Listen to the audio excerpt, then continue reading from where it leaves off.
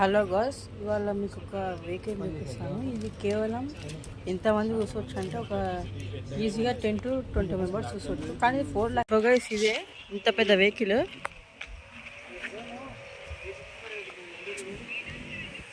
So guys, అప్పుడు Kiran dairy madam అని America నుంచి వస్తుండే. అప్పుడు నేను ఇక్కడనే ట్రీట్మెంట్ తీసుకున్నాను అనమాట. ఇక్కడ ఇది ఒక పెద్ద హాస్పిటల్ కాదు అని వెల్నెస్ సెంటర్ అంటారు. చూడండి గైస్, అక్కడ నుంచి లోపలికి వెళ్ళొచ్చు.